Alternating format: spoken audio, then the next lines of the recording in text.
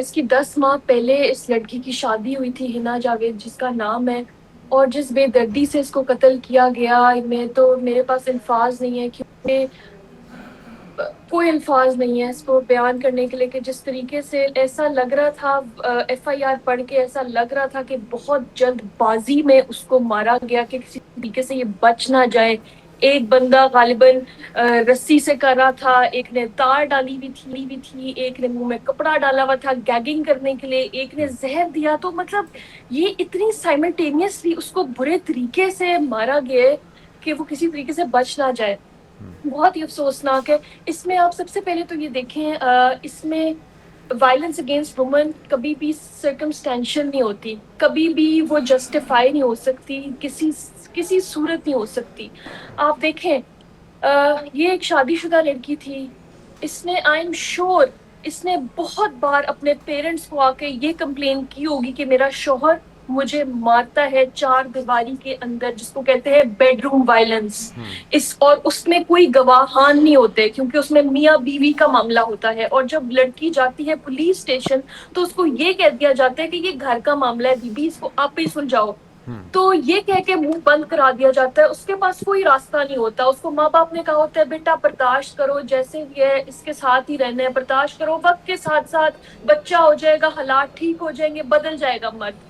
تو یہ مرد نہیں بدلتا، جس نے ایک دفعہ ہاتھ اٹھایا ہے وہ بار بار ہاتھ اٹھائے گا۔ تو یہ انفارچونیٹلی ہمارے ماں باپ جو ہیں، یہ ایک بڑا اسٹرانگ میسج ہے ان کے لیے کہ جیسی آپ کی بیٹی آپ کو یہ بتائے کہ اس کے ساتھ جسمانی تشدد ہو رہا ہے تو اس کو کہیں چپ کر کے تم واپس گھر آؤ، یہ تمہارا اصلی گھر ہے، جہاں تمہیں مارتے پیٹتے ہیں وہ تمہارا خامن نہیں ہو سکتا، وہ ایک درندہ ہے۔ تو یہ کہنا اپنی بیٹی کو کہ a divorced daughter is better than a dead daughter، یہ اسٹگما نہیں ہے کوئی ڈائیورس، بالکل ٹھیک یہ بات۔ کوئی بھی درندہ ہو سکتا ہے۔ دیکھیں جی، ہم نے اگر ہم یہ کہیں جی اگر یہ اس سے شادی نہ کرتی تو یہ نہ ہوتا، معاشرہ یہی کہے گا اس بندے سے شادی کیوں کی تھی، اور معاشرہ یہی کہتا ہے نور مقدم کے کیس میں کہ جی وہ ایک لیو ان ریلیشن شپ میں کیوں تھی۔ درندے سے، پرپیٹریٹر سے ساری دھیان اٹھا دیا جاتا ہے، صرف قصوروار جو ہے وہ وکٹم کو ٹھہرا دیا جاتا ہے۔ That is the prime problem in these cases کہ کیوں سزائیں نہیں ہوتی، کیونکہ وکٹم بلیمنگ اتنی اسٹرانگ ہے ہمارے معاشرے میں۔ اچھا خدیجہ صاحبہ، آپ کے خیال میں ایک تو بچیوں کو یہ سکھانا ہوگا کہ آپ نے خاموش نہیں رہنا، وہ ان ٹیبوز کو ختم کرنا ہوگا کہ اب جو بھی ہو جائے آپ نے وہاں سے تمہاری میت آنی چاہیے، یہ تم نے برداشت کرنا ہے اس گھر کو چلانے کے لیے۔ تو برداشت یہ گھر کو چلانے کے لیے ذمہ داری مرد پر بھی اتنی عائد ہوتی ہے۔ ساتھ میں ہر بار دیکھتے ہیں کہ جانے والا چلا جاتا ہے، کیس کچھ عرصہ سرخیوں میں رہتا ہے، اس کے بعد وہ بھی دب جاتا ہے، لیکن جو ذمہ داران ہیں وہ بچ نکلتے ہیں۔ اس کو ٹیسٹ کیس بنانے کے لیے کیا کچھ کرنا ہوگا؟ دیکھیں، ہمارے ریسنٹلی اگر آپ کو یاد ہو کہ نور مقدم کے کیس میں سزا ہوئی ہے، جی ہاں۔ اس کے بعد سارا انعام جو کہ ایک اسی طرح ایک گھر کے اندر فارم ہاؤس سے اس کی لاش برآمد ہوئی تھی، اس کو اس کے خامن نے قتل کیا تھا اور اس کو بھی سزا ہوئی، اس کو ڈیتھ پینلٹی ہوئی۔ اس کے علاوہ ہم نے زینب انصاری کے کیس میں دیکھیں، ٹیسٹ کیس بنانا is not the issue, test case بن جاتا ہے، ایک اور سرخی بن جاتی ہے۔ ہم یہ نہیں خواتین محض ایک ہیش ٹیگ بن کے رہ جائیں، خواتین محض ایک ہیڈ لائن بن کے رہ جائیں۔ ہم صرف اپنی پروٹیکشن مانگتے ہیں کہ ہم in a society we are free to live with dignity. اور کیا یہ بہت زیادہ ہے مانگنا؟ یہ وہ چیزیں جو ہمیں مانگنے کی ضرورت نہیں ہے، یہ بالکل، خواتین کے یہ حق ہے بنیادی بچیوں حقوق ہے، یہ ان کا انسانی حقوق ہے۔ آپ دیکھیں پچھلے 1-2 ماہ میں منتہا 7 سال کی بچی، پھر اس کے بعد کراچی میں جو 3 سالہ بچی تھی،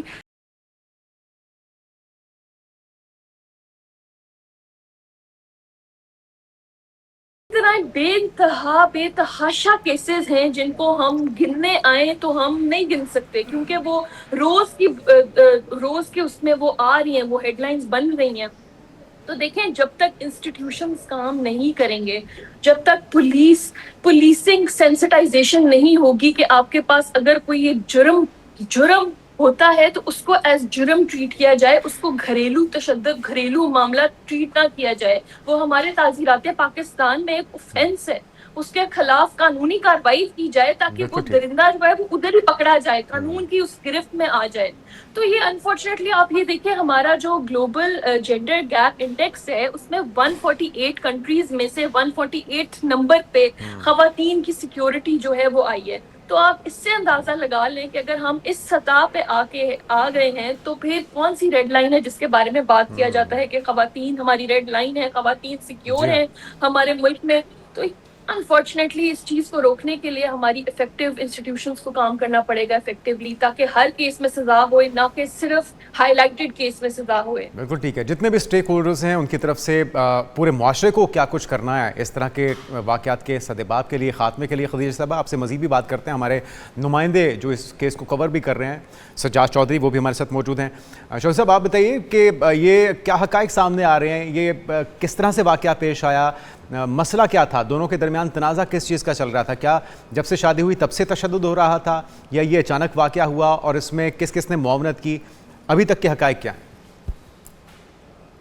جنید بہت شکریہ. جیسے کہ یہ لائر بتا رہی تھی, دیکھیں ابھی تک جو حقائق سامنے آئے ہیں وہ اس میں یہ ہے کہ یہ ان کی آپس میں کوئی پہلے سے جو ہے تشدد کی واقعات جو ہے وہ چل رہے تھے. کہ ان کے جو گھر والے ہیں وہ یہ بتاتے ہیں کہ حنا جاوید جو ہے یہ بڑی مضبوط تھی, اور انہوں نے کبھی آج تک ہمیں ذکر نہیں کیا کہ ہمارے گھر میں آپس میں کوئی ایسے اختلافات چل رہے ہیں یا ہمیں یہ چیزیں ہیں. پر یہ ہے کہ کسی ایک ان کی ایک کزن ہے, اس کے ذریعے ان کے بھائی اور ان کی ایک بہن ہے جو کینیڈا ہوتی ہیں, ان کے ذریعے یہ چیزیں پتہ چلی ہیں کہ وہ ان کو تشدد کرتا تھا. اور تشدد کی جو چیزیں ہیں, جو جتنا بھی اس نے تشدد کیا, آج تک اس نے اپنے گھر والوں کو آج تک نہیں آگے بتایا. یہ بڑی دیکھیں بات یہ کرنے والی کہ جیسا کہ آپ آج نیوز اس کی دے رہے ہیں, میں بھی اس کی نیوز دے رہا ہوں. یہ خود ایک نیوز دینے والی ایک لڑکی تھی. یہ پارلیمنٹ ہاؤس میں ان کا سوشل میڈیا چلاتی تھی 2019 میں, جب پی ٹی آئی کی حکومت تھی اس وقت ان کا سوشل میڈیا ہینڈل چلاتی تھی. اور اس کے بعد ابھی جون میں اس کی پروموشن ہوئی اور یہاں سے پریزیڈنٹ ہاؤس چلی گئی, وہاں پر جا کے جو ان کا سوشل میڈیا جو ہے وہ چلا رہی تھی. دوسری بات, جیسے کہ ابھی جو ابتدائی جو معلومات ملی ہیں اس وقت تک یہی چیزیں سامنے آئی ہیں کہ اس کے بھائی کو جو ہے وہ پہلے جو حنا جاوید کے جو سسر ہیں انہوں نے ان کو کال کیے کہ جی آپ آئیں, اور اس طرح ایک انسیڈنٹ ہوا ہے تو آپ گھر آئیں. کہ انہوں نے خودکشی کی ہے. پہلے اس کو خودکشی کا رنگ دیا گیا, حالانکہ خودکشی کا رنگ ہے نہیں, کیونکہ بتایا یہ گیا کہ اس نے پہلے ان کو زہر دی. زہر دینے کے بعد اس کو واش روم کے اندر اس کو رسیوں کے ساتھ باندھا گیا, اس کے ہاتھ پاؤں اور گلے جو ہے, اس گلے کے اندر اس کو ایک تار ہوتی ہے جو وائر ہے, اس وائر کے ذریعے اس کو جو ہے زور سے باندھا گیا. اسی وائر سے اس کو جو ہے وہ اس کی موت واقع ہوئی. اور جو ابھی ابتدائی جو معلومات ملی ہیں ان میں یہی سامنے آیا کہ ان کی یہ جو بیک سائڈ کی نک ہے, یہاں پر یہ گردن یہ بھی ٹوٹی ہوئی تھی, اور اس کے ساتھ اس کے جسم کے اوپر اتنے نشانات ہیں, بیک سائڈ کمر پہ نشانات ہیں, اس کے بازو کے اوپر نشانات ہیں, اور پھر یہ جو گلا ہے اس گلے کے اوپر سب سے زیادہ نشانات جو دیکھنے کو ملے ہیں. ابھی اس کی پوسٹ مارٹم رپورٹ جو ہے وہ سامنے نہیں آئی. کچھ اطلاعات کے مطابق جو ہمارے ذرائع سے ہم معلومات کر سکے ہیں اس میں یہی سامنے آ چکا ہے کہ یہ جو خامد ہے یہ عرصہ دراز سے اس کے اوپر تشدد کرتا رہا. اور سب سے بڑی اہم بات یہ ہے کہ یہ تشدد کرنے والا جو شخص ہے, جو اس کا خامد ہے, وہ ایک خود پروفیسر ہے, جو تعلیم دینے والا آدمی ہے. وہ نجی یونیورسٹی اسلام آباد کی 2 نجی یونیورسٹی اور بڑی یونیورسٹی کے اندر یہ وہاں پڑھاتا رہا. اور وہاں پر بھی جو چیزیں سامنے آئی ہیں, جو سوشل میڈیا سے جو چیزیں اکٹھی ہوئی ہیں اب تک, وہ یہ ہے کہ وہاں پر جو لڑکیاں اس کے پاس اسٹوڈنٹ تھیں, ان کا بھی جو ہے کچھ 1-2 لڑکیوں کا بیان سامنے آیا. ان کا بھی یہ کہنا ہے کہ یہ ہمارے اوپر بھی ہراسمنٹ کا کیس اس سے پہلے کتنی دفعہ جو ہے کر چکا ہے, اور اس کو وہاں سے نکالنے کی جو وجوہات ہیں وہ بھی یہی وجوہات کہ اس کو ہراسمنٹ کی وجہ وہاں سے نکالا گیا. اب یہ دیکھنا ہے کہ یہ اس سے پہلے اپنی ایک مسز تھی جو اس کی پہلی بیگم تھی, اس کو بھی یہ ڈیورس دے چکا ہے, طلاق دی ہے اس نے. وہ بھی تشدد کی وجوہات جو سامنے ابھی تک آئی ہیں تفتیش میں, وہ بھی یہی سامنے آئی ہیں کہ اس نے اپنی پہلی والی جو بیگم ہے اس کو بھی تشدد کی وجہ سے وہ ان سے کنارہ کشی اس نے کر لی اور وہ چلی گئی. پھر سب سے دیکھنے والی اہم بات جو اس کیس میں یہ ہے کہ اس کا جو اپنا گھر کا ملازم ہے ذیشان ارشد، وہ اس کا ملازم ہے، جو وہ ملازم جو ہے وہ اس کا کرائے کا قاتل ہے. اس کرائے کے قاتل نے اس کے ساتھ مل کر اس کو پیسے دیے گئے، اور پیسے دینے کے بعد جو ہے وہ اس کے ساتھ مل کر اس نے اس کو تشدد کیا، حالانکہ پوری وہ اس معاملت کا کی ہے. مجازی خدا ہے. ٹھیک ہے چودھری آپ یہ چیزیں سجاد،